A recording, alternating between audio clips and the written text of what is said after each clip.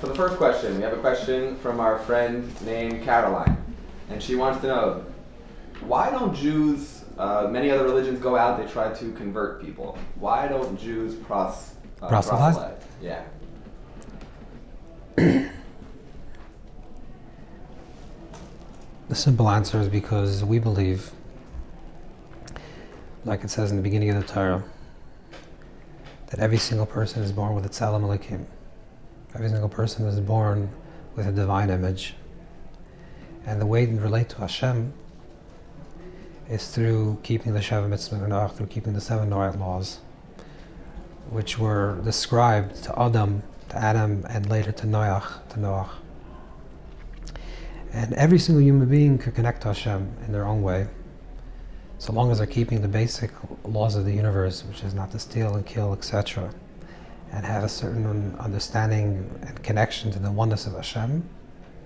They're connected to God, and they don't need Judaism, the practice of Torah and mitzvahs, the practice of actually doing the mitzvahs in order to reach Hashem, to reach God. And if you look at the beginning of the creation, and the story, the way the Torah describes the involvement of the human being, is when Hashem created Adam and Chava, it doesn't say that they were Jewish. Adam and Chava were not Jewish, Adam and Chava were the human beings. And they received the soul, and so their descendants have a soul.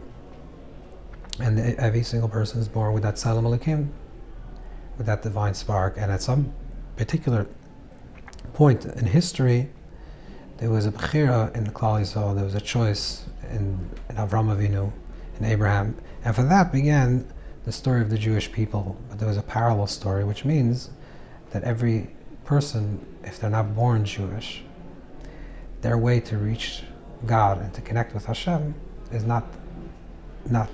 specifically not through the Torah and mitzvahs. Torah and mitzvahs are given dafka specifically to the Jewish people.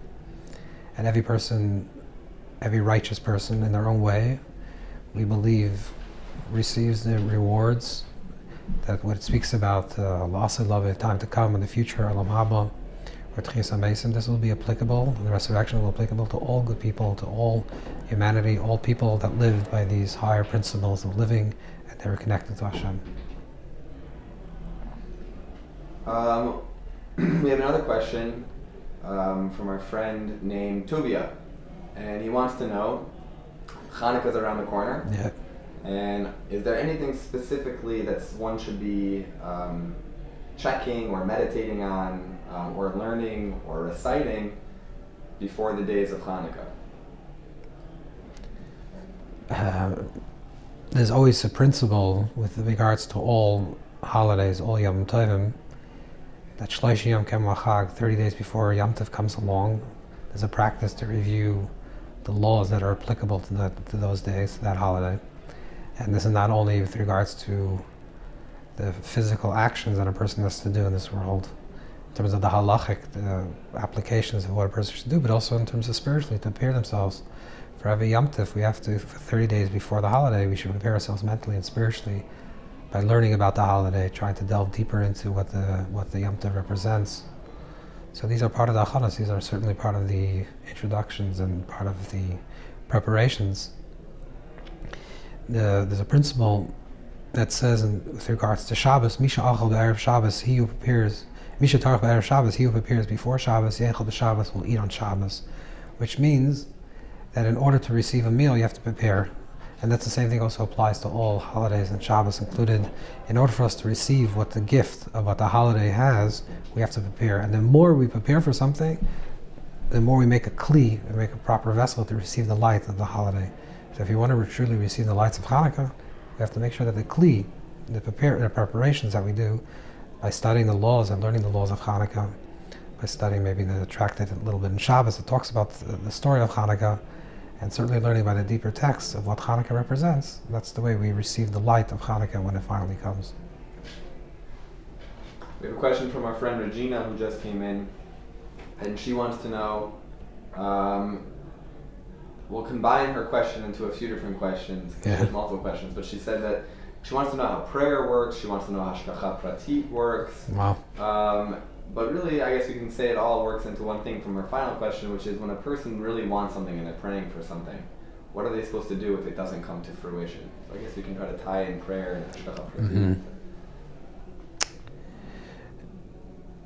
In the posture of prayer, there's two movements. This is the way traditionally people pray.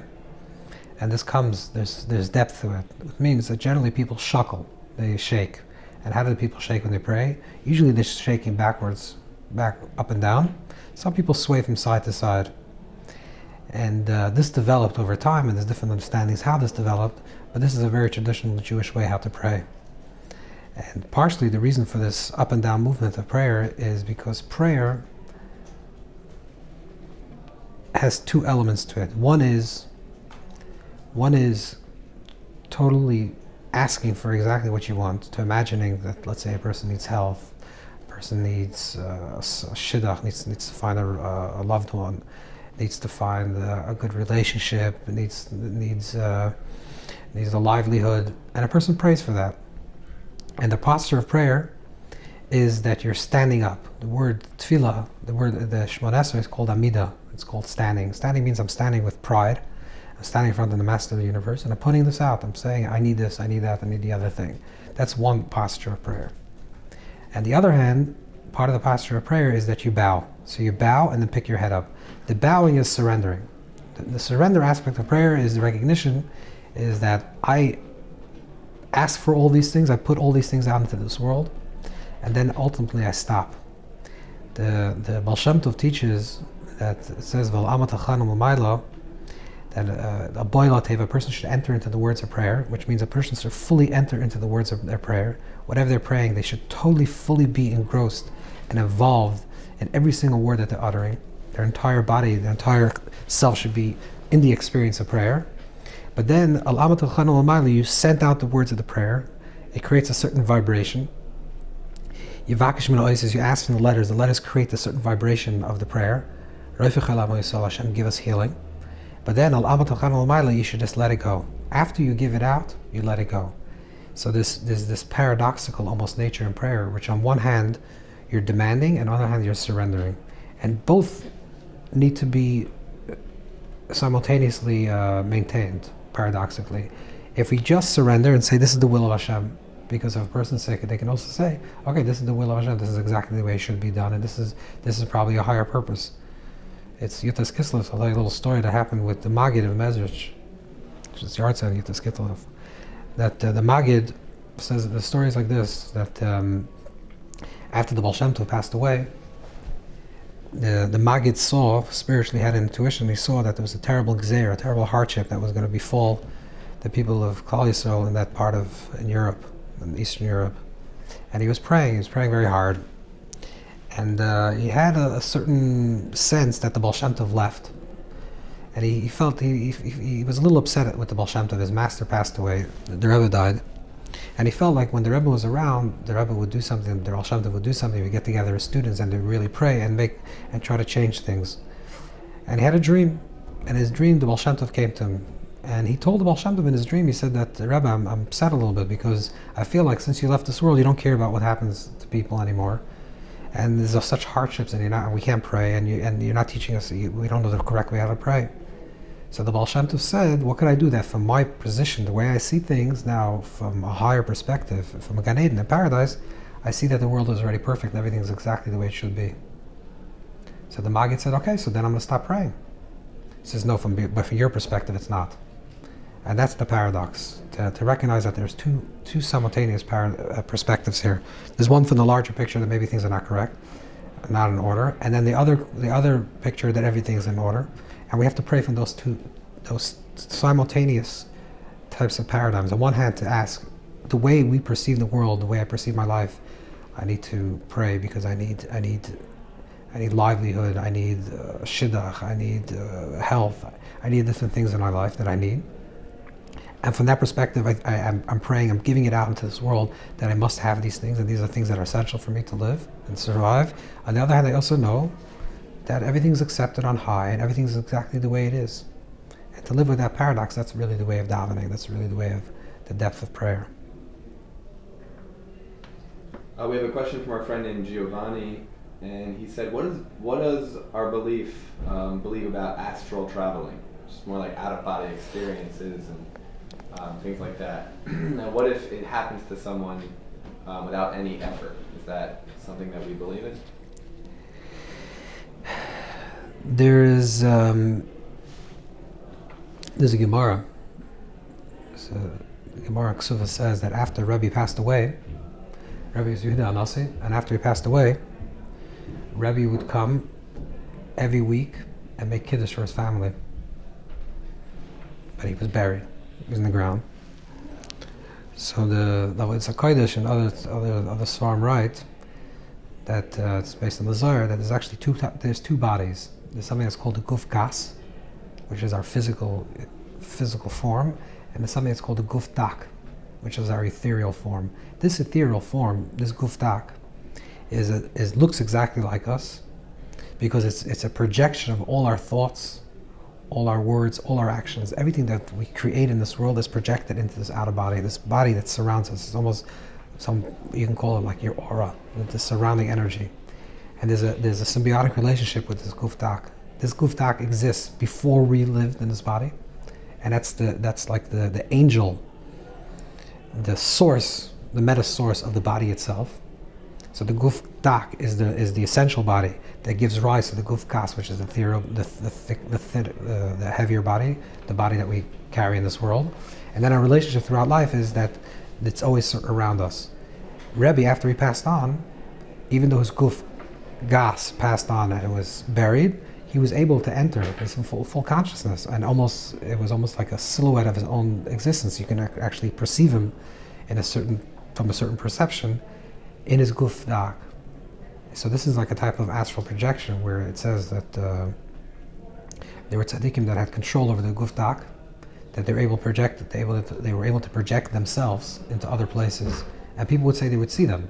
They would be in one place, and say the Rebbe would be in Mezhebush, and he would send his guf dak to another place, because a person has control. And this is a high level of spiritual integration, and a high level of spiritual power that a person has when they have full control of their body. When a person has full control of their machshava devar ma'aseh, a person has full control over their thoughts and their words and their actions.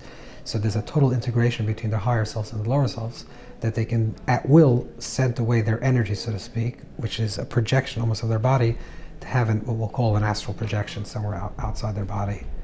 This is something that we all have. On a minor form, this is something that happens every night. And every night when a person goes to sleep, there's a certain type of astral projection, which means that there's a certain part of our soul, of our nefesh, that actually travels, that moves outside the body, that's no longer located in the physical guf kas that surrounds us, that we're embodied in this world.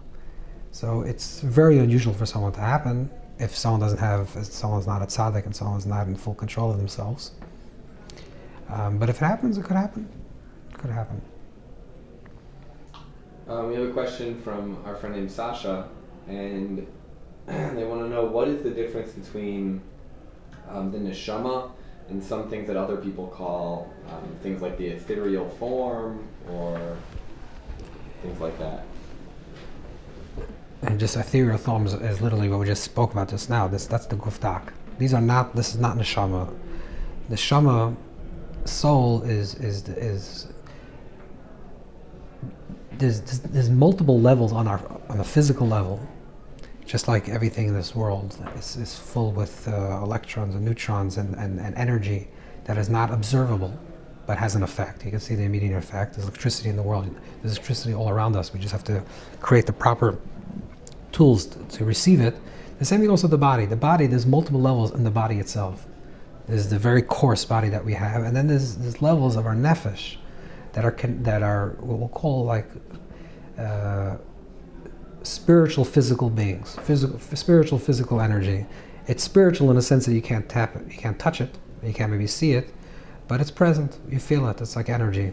That's all within the realm of the physical reality. And Neshamah is completely something else. Neshamah means something that's part of God, something that's transcendent of the material world, something that's not gashmi, it's not physical. It's not a physical energy. It's not like electricity, or it's not like a power that's not observable, but it's present. It's something that comes from a place that's outside of time and space. Everything that's connected to the physical reality is defined by its time, space, and consciousness. It means it evolves in a certain particular time. It is in a specific space, and it's observed by a particular consciousness. The neshama is something that's a spark of the Creator, a spark of the Infinite One, is something that's outside of time and space. So that's a spiritual dimension to self. That's not anything connected to the ethereal body. The neshama reflects itself in the body sometimes when a person does something that's completely altruistic. Someone does something that's completely beyond their own ego. If, let's say, for a simple example, let's say a person is walking by a fire and the person jumps into the house to save a child that they never met. That's a reflection where the person's neshama becomes revealed, because that's a dimension of the self, the higher level self, that's transcendent of the ego. Because the ego would say, why should I jump into fire and hurt myself? And sometimes this spark is awakened. Of course, the higher spark and the way it's evolved is through Torah mitzvahs, through doing the Torah, through our engagement with Torah mitzvahs. That helps us cultivate our neshama and activate our neshama, so we have this transcendent sense of self that's connected always to the divine. We have a question that came in that said, he wants to try to understand what the material world is. What is this material world? Do our thoughts and feelings, the projections of our thoughts and feelings, actually make a difference in the physical world? Yeah, absolutely. What is that? What's the question? Like we said, the world is created. There's 3 dimensions to the world, which is called Olam, Shana, and Nefesh.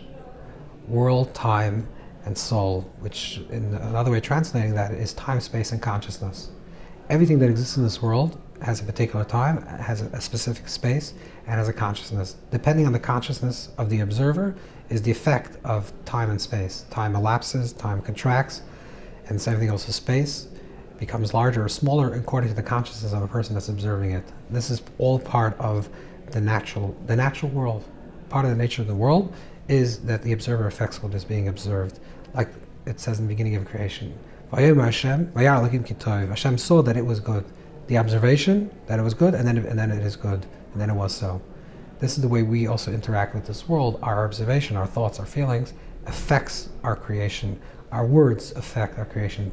Every single thing that a person does affects the entirety of creation. The entire world, everything from the beginning of time to the end of time, and everything that is all interrelated. It's all part of one ecosystem, all part of one system.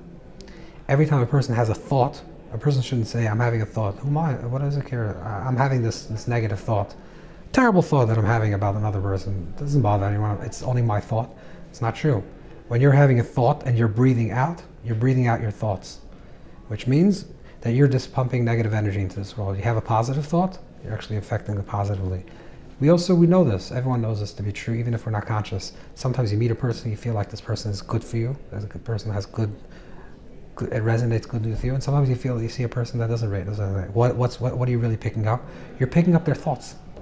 You're picking up their words. You're picking up their actions, their past actions. It's a creation. We're projections of our entirety into the world. We're continuously reflecting ourselves outwards into this world, and that has a ripple effect the entire creation. My mother is, the Rambam writes, it's based on the Gemara and Kedushin. The Gemara says that a person should always see this world shakel, even. And every mitzvah that a person does, every positive deed that a person does, they tip the entire scale for the positive. One action, one thought, one word, one deed, you're affecting the entire cosmos. We have a question from our friend Fran. She says that she's heard that there's a concept of there being cycles in this world. Before the flood, there was a cycle. After the flood, there was a cycle. And their fixing was through water. She wants to know, is there a cycle that we're in right now? And if so, is it going to need some type of matter, like fire, for example, to fix it on the way out? Or is it just a separate thing? There's a cycle in the day. There's a night, then the day, and the night, and the day, and then there's a cycle of 7 days, and then there's a cycle of a month, and then there's a cycle of a year, and then a cycle of every 1,000 years, 100 years, every 1,000 years, and then there's a cycle of 7 years with the Shemitah, and then there's 1,050 years it becomes a Yovel. So there's continuous cycles in the world. And the big cycle is every 1,000 years. Every 1,000 years, represents another sphere, another divine attribute, another way of existing that came into this world.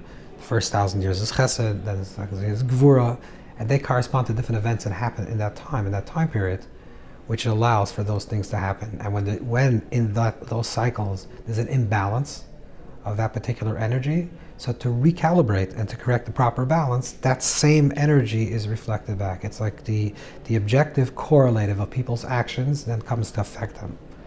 We're living, we believe, towards the end of time, towards the times of Mashiach, and we hope that any recalibration that had to happen already happened. And all the Mechamas Gog and Magog, which is spoken about in the prophecy of these great battles, was already we already fulfilled this obligation, and with many times over with the Holocaust and the Second World War. So we believe, hopefully, that was already done, and now we're going to go smoothly into the times of Mashiach. Be'ez Hashem. We have a question from our friend named Sarah, and she wants to know: will a sense of urgent focus on the coming of the Mashiach actually make it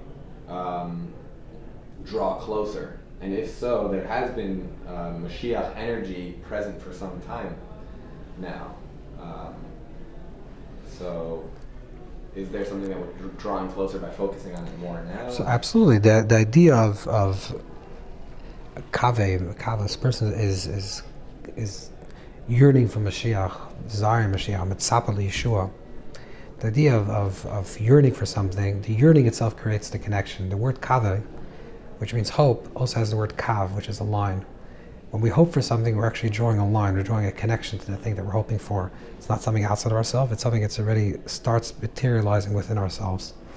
And by living with the consciousness of Mashiach, with a desire for that perfect time, for the time of Mashiach, and to living in a Mashiach way, in a redemptive way, as much as we can in this present world, we're actually creating a string, a connection to that reality, and we're drawing it closer. We're not talking about the specifics. We're not talking about, because that's Mitzvah Davdadi, has to come from a level, from Mitzvah, comes from a level of a wonder and a gift, something that's given to us. We're not talking about the specifics, but just the idea of that we're yearning, we're longing to create, to be in a better place. That itself allows for that better place, that brighter place to be more present. We have a question from our friend named Isaiah, and he wants to know when the cherubim, Yeah. when they were placed on the ark, how was this not a violation of the second commandment? This is an interesting question. So we have to go back a little bit. This is a question, obviously, that Rishonim asked, and it says the Gemara brings down that the Nebuchadnezzar actually said that when they destroyed the first base of Mikdash, there's a medrash that says that he said that the Jewish people say that they don't serve idols, and he finally opened up the Kodesh Kodashim and says, that's where they're hiding the idols. They don't do serve idols, they hide it very much. So the answer is like this. That, let's go back to the beginning of the story of the golden calf. What happened to the golden calf? Klal Yisrael, at that point, the people of Israel received the Torah. And in the Torah, they received an understanding. The heavens were open and they received an understanding. Now, I am Hashem. You should not have any other gods, no imagery, nothing. So therefore, how do we serve God? How do we serve the transcendent one, the infinite one? Any place that you come and you mention my name, or I'll mention my name, I'll come and bless that place. Which means, Mizbech Adama Tasli, make for me an earthen Mizbeach, an altar. When there was a sense of transcendence and a connection to something that's beyond, to the Or Ein-Sof, the infinite one, which was revealed at Sinai, the result of that type of consciousness was, where do we serve Hashem? Everywhere. With what do we serve? With this tiny piece of sand. There's nothing. You don't need anything specific or no time specific to connect to something that's infinite, because infinity connects to all finitude. But that was not the end of the story. Klal Yisrael, the people of Israel, went ahead and made an idol. Originally they said it wasn't a full idol, they wanted just the person in the place of Moshe. They said Ish Moshe, the person Moshe is no longer. So they came to Aaron and said, we need someone in the place of Moshe. What was the place of Moshe? What they were looking for, they said, it's true that Hashem is transcendent. God is transcendent, infinite, but we need an access point to connect to that. So long as we have Moshe, we looked at Moshe, and through this access point, we got to something that's beyond. Hashem comes to Moshe and tells him, Lech reid kishichas amcha, go down, when he's on top of the mountain, go down because your people have faltered. So the question is, Lech reid kishichas amcha, Hashem tells Moshe Rabbeinu that your people, as if Hashem didn't take us out of Egypt. Hashem took the Klal Yisrael, the people of Israel out of Egypt, and he brings them to Matan Torah. And then when they finally do something wrong, Hashem tells to Moshe, the leader, it says, your people, all of a sudden they're no longer his people. And the answer is, because Hashem's telling him, is a little rebuking Moshe and saying that you train the people to connect to Hashem that's transcendent. And yet, the moment you disappear, they're looking to make an idol, because you haven't trained them fully to the level of perfect transcendence, to a way that they don't need any type of imagery to connect with me. Proof is that the moment the image that left them, which is you, they right away made an idol. That's why Moshe comes down with the luchas. He breaks the luchas because he doesn't want the luchas to become an idol. What's the response?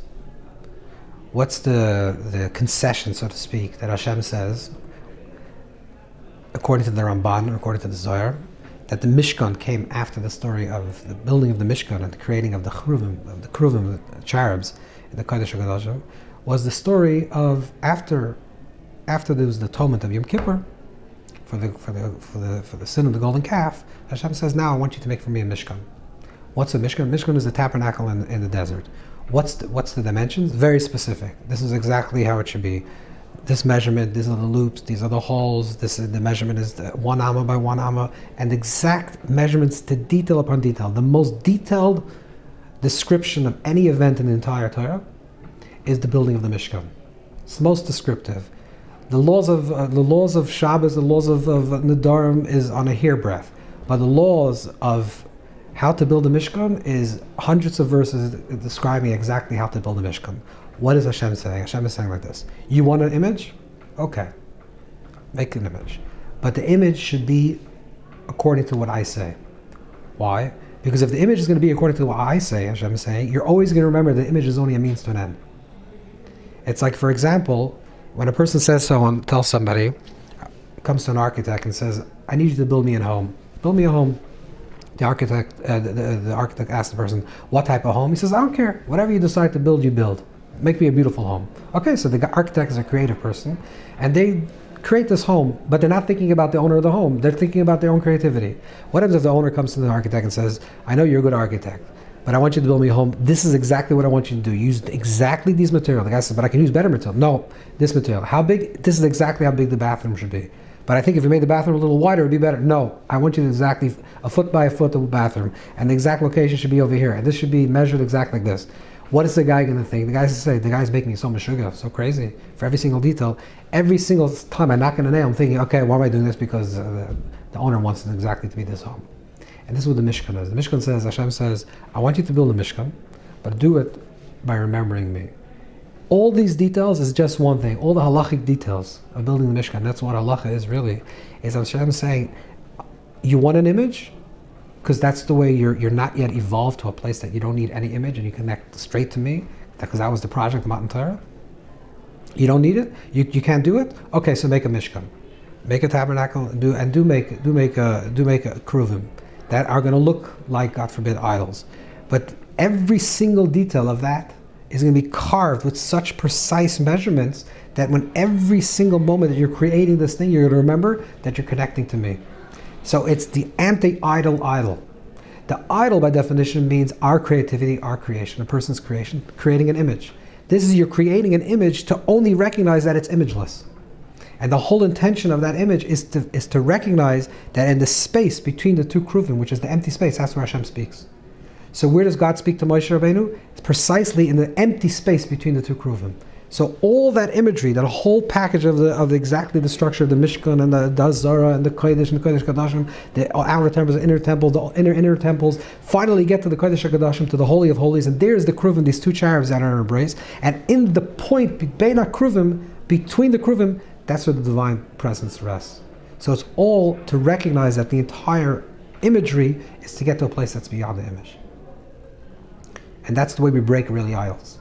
That's the way Hashem says that's where you're going to break the consciousness of wanting to serve an idol. We have a question from our friend named Avigdor. He wants to know, can the Rav offer any practical advice on how to get a child around the age of 11 years old to be more excited about being Jewish, maybe learning Gemara or keeping mitzvot, but is there any practical advice on how to get a child more excited? I'm assuming this person is the parent of this child, and I would say that the only way to get your children excited about Yiddishkeit is if you're excited about Yiddishkeit.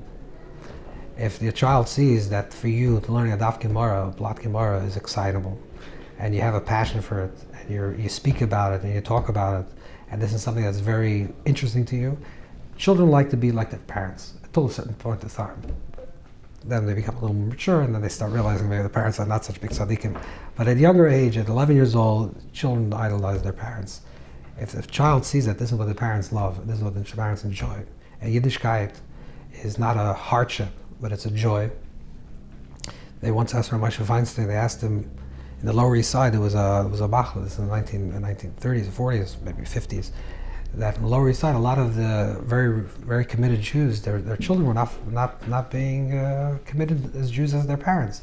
And they asked Rav Moshe, what's the problem? So he said, because the children hear that the parents always say, "Oh, it's schwer zu sein a Yid. Oh, it's so hard to be a Jew. Oh, I can't work today, it's so schwer, I can't do this today." So the children say, "Schwer." So being Jewish is such a hard thing, so what do I need it for? It's a free country, I'll be happy. But if you say, "Oh, it's a shame zu sein a Yid," if it's so beautiful to be a Jew, and how much I enjoy it, how much I enjoy learning, how much I enjoy davening, your children are going to do the same thing. We have another question that just came in, and they want to know, are we living in the time of the last generation? And if so or if not, what is the characteristic of the last generation? We are living in the last generation. It's clear from many, many sources. This is towards the end of time the way we know it. And it's called Igos of the Mashiach. Igos of the Mashiach means like the heel of Mashiach. And we're like a heel generation. Someone spoke about this, but that was a little funny. But the idea of the heel generation means that what kind of pleasure does a heel have? Let's say the mouth has pleasure, it eats. The hand has pleasure. Every organ of the body has pleasure. What's the one pleasure that the heel has? It likes to be tickled. It likes to be tickled. There's nothing else that the heel can do besides being tickled. We live in a generation that we want our spirituality to be tickled, which means it's very superficial. We like to be tickled, but if you tickle too much, it's like Chinese torture. If you tickle a person too much, you can die. This is the way we want our ruchnias. We want our spirituality. A little tickle, you get excited about God for a few minutes, about Torah mitzvahs, and then we calm down.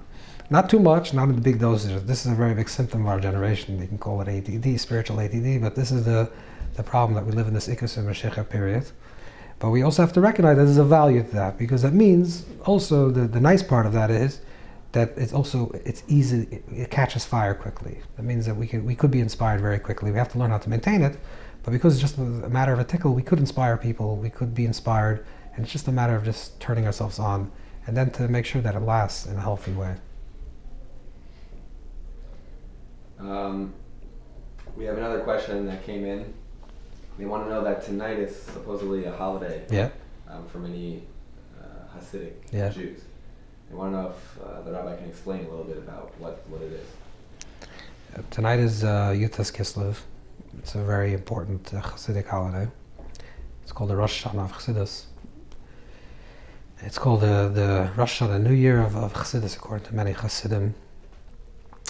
And the understanding is, first, besides the fact that it's the yard side also of the second Hasidic master, the Maggid of Mezrich, is also the story of the Alter Rebbe. The Alter Rebbe was from the early Hasidic masters, the early Hasidic Rebbes, the youngest student of the Maggid of Mezrich, and a very important student. And there was a gzeira. When the Baal Shem Tov came to this world, he revealed a new light to the world. We have to understand what that light is, and that's for another conversation. But the Baal Shem revealed a light that's a light of Mashiach into this world. And whenever such a great light comes into this world, there's always a kitrug, there's always the opposite side that doesn't allow this light to permeate this world, because if the world would just understand this light and appreciate the light, we'll actually reach a point of redemption already. So there was a kitrug, there was a gzeir, there was something, a negative decree, a spiritual negative decree against the Talmidim of the Baal Shem Tov, his students and the students, and they put the Alter Rebbe in prison. And there was a simple reason for that. There was another reason, but on a spiritual level and metaphysical level, the reason why he was in prison, there was because of this kitrug, because of the spiritual opposition to this revealing of this light. It was an internal argument between Jews whether this was a correct path. It wasn't a correct path, and they told the local authorities in Russia then that the Alter Rebbe was a spy and was working for the Turkish government against the Tsar. But this is also underlying was a more spiritual root of this conflict, whether the light of the Baal Shem Tov should continue, or it was a light that shone for a certain period of time and will end. And throughout history, there was like that. There were many great tzaddikim that lived, and there were big lights that came out to this world and revealed a certain new Torah, a new understanding of things. And then after 50 years, they disappeared, and the Torah was lost. Different tzaddikim throughout the ages. And this was that issue on this day, whether this will be something that will be lasting. And when the Alter Rebbe came out of prison, it was understood that part of Shalom Nafshi, that his soul was redeemed, because the multiple were with him. There was an understanding that this was a light that was going to permeate till the time of Mashiach. So by Chassidim, this is considered a very special day. We have a question from David, and he wants to know if it's obviously it's very important to be connected to holy people, tzaddikim, righteous individuals, especially today. And are there certain specific actions or certain specific chapters of Psalms that one can say that awakens the merits of these righteous people? So it's a good question. I mean, there's